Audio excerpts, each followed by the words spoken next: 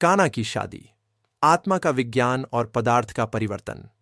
कार्डेक बताते हैं कि जब यीशु ने पानी को शराब में बदल दिया तो उन्होंने प्राकृतिक कानूनों को निलंबित नहीं किया, बल्कि उन्हें उनके उच्चतम स्तर की पूर्णता में उपयोग किया। यह घटना पदार्थ पर आध्यात्मिक प्रभुत्व का एक कार्य था, जिसे मसीह की सचेत इच्छा और नैतिक शुद्धता द्वारा किया गया। पानी, जो सार्वभौमिक तरल की प्राथमिक और लचीली सामग्री का प्रतीक है, दिव्य आत्मा की क्रिया के तहत नई आणविक संगठन प्राप्त करता है और शराब के गुणों को ग्रहण करता है। कुछ भी शून्य से नहीं बनाया गया, केवल प्रबुद्ध मन की शक्ति द्वारा परिवर्तित किया गया। आधुनिक भौतिकी और रसायन विज्ञान पुष्टि करते हैं कि प्रत्येक पदार्थ ऊर्जा से बना होता है, जो विशिष्ट पैटर्न में कंपन करती है। एक अणु को दूसरे से अलग करने वाली केवल परमाणुओं की व्यवस्था और वह कंपन आवृत्ति है जो उन्हें एक साथ रखती है। इस प्रकार पानी का शराब में परिवर्तन यीशु की तरल क्रिया के तहत पदार्थ की ऊर्जा और कंपन पुनर्गठन के अनुरूप है। यह एक ऐसा घटना है जो सार्वभौमिक कानूनों का पालन करती है, लेकिन वर्तमान मानव विज्ञान के संसाधनों से परे है। क्वांटम भौतिकी यह वर्णन करती है कि जागरूक पर्यवेक्षक उप-परमाणु कणों के व्यवहार को प्रभावित कर सकता है।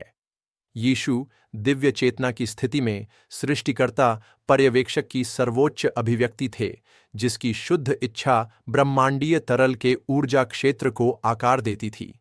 अपनी इच्छा व्यक्त करते समय उनके विचार की कंपन ने पदार्थ की संरचना को फिर से कॉन्फ़िगर कर दिया, जैसे एक संगीतकार जो हर नोट की आवृत्ति बदलकर धुन को बदलता है। सार्वभौमिक तरल आत्मा विज्ञान के अनुसार सब कुछ का सिद्धांत है। दिव्य बुद्धि के नियंत्रण में यह प्रकाश, गर्मी, चुंबकत्व, जीवन और पदार्थ में बदल जाता है। यीशु शुद्ध आत्मा सीधे इस तरल को नियंत्रित करते थे, इसे दृश्य घटना के प्रकट होने के लिए आवश्यक गुण प्रदान करते थे।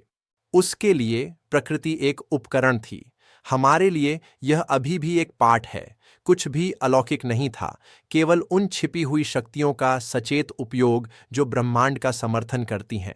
ऊर्जा जीव विज्ञान दिखाती है कि मानसिक और भावनात्मक ऊर्जा जीवित प्रणालियों और भौतिक पदार्थों को प्रभावित कर सकती है।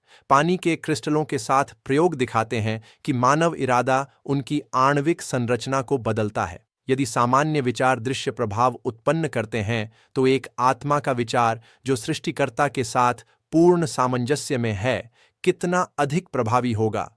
काना में परिवर्तन आत्मा की भौतिकता पर क्रिया का एक सर्वोच्च उदाहरण था, यह दिखाते हुए कि प्रेम और दिव्य इच्छा सृष्टि की असली शक्तियां हैं। इस एपिसोड का आध्यात्मिक प्रतीकवाद भी उतना ही गहरा है। पानी सामान्य, सरल और संभावित जीवन का प्रतिनिधित्व करता है, शराब पूर्ण, समृद्ध और जागरूक आध्यात्मिक जीवन का। यीशु जब पानी को शराब में बदलते हैं तो आध्यात्मिक पुनर्जनन का युग शुरू करते हैं। कानून के ठंडे अक्षरों को प्रेम की तरंग से बदलते हैं। शारीरिक चमत्कार आंतरिक चमत्कार को दर्शाता है। मानव के नैतिक परिवर्तन पर मसीह का प्रभाव। विश्वास का न्यूरोसाइंस यह दर्शाता है कि प्रेम और आभार जैसी उच्च भावनाएं मस्तिष्क और हृदय में सामंजस्य उत्पन्न करती हैं, मानव शरीर की शारीरिकता को पुनर्गठित करती हैं।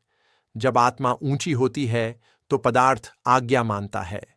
यीशु ने जीवंत भाषा में दिखाया कि दुनिया का परिवर्तन आंतरिक परिवर्तन से शुरू होता है। जैसे पानी आध्यात्मिक क्रिया द्वारा शराब में बदल गया, मनुष्य तब प्रकाश बनता है जब वह दिव्य प्रेम को अपनी चेतना में प्रवेश करने देता है। अनुनाद का भौतिकी सिखाता है कि ब्रह्मांड में सब कुछ कंपन करता है और सामंजस्यपूर्ण कंपन स्वाभाविक रूप से मिलते हैं। शुद्ध आत्मा सृष्टिकर्ता के साथ पूर्ण सामंजस्य में कंपन करते हुए केवल व्यवस्थित ऊर्जा के उत्सर्जन द्वारा नए रूप और पदार्थ उत्पन्न कर सकता है। यह वही हुआ था काना में। दिव्य इच्छा जो यीशु के माध्यम से प्रकट हुई ने पदार्थ को आनंद और मानवता के सामंजस्य की कंपन में समन्वयित किया। कार्डिक स्पष्ट करते हैं कि यीशु ने इस घटना को आश्चर्य पैदा करने के लिए नहीं किया, बल्कि अनुभव के माध्यम से सिखाने के लिए कि पदार्थ आत्मा का उपकरण है और प्रेम वह शक्ति है जो सभी चीजों को बदलती है। विवाह मानवता के दिव्य प्रकाश के साथ एकता का प्रतीक है और नया शराब सत्य के सुसमाचार द्वारा नवीनीकरण की आत्मा का प्रतिनिधित्व करता है। आधुनिक विज्ञान अभी भी यह समझने की कोशिश कर रहा है कि चेतना पदार्थ के साथ कैसे इंटरैक्ट करती है। स्पिरिटिज्म पहले से ही इस उत्तर को प्रदान करता है। चेतना वास्तविकता की सृजनात्मक मैट्रिक्स है और जितनी शुद्ध इच्छा होती है वह उतनी ही सीधे सार्वभौमिक तरल पर कार्य करती है। यीशु इस कानून का जीवित उदाहरण थे। ऊर्जा और पदार्थ पर पूर्ण नियंत्रण में आत्मा, यह दिखाते हुए कि विश्वास और विज्ञान एक ही सत्य के दो पहलू हैं। काना की बोदास को समझना यह समझना है कि आत्मा सार्वभौमिक परिवर्तन का कारीगर है। जैसे यीशु ने पानी को शराब में बदल दिया, वैसे ही हर आत्मा दर्द को ज्ञान में और भय को प्रेम में बदल सकती है। यह असली चमत्कार है, विश्वास से प्रकाशित हृदय की अल्केमी। यदि यह विचार आपको शांति और समझ लाया है तो इसे साझा करें, क्योंकि काना की शादी को समझना यह पहचानना है कि मसीह की उपस्थिति वह शक्ति है जो सामान्य को महान और मानव को दिव्य में परिवर्तित करती है।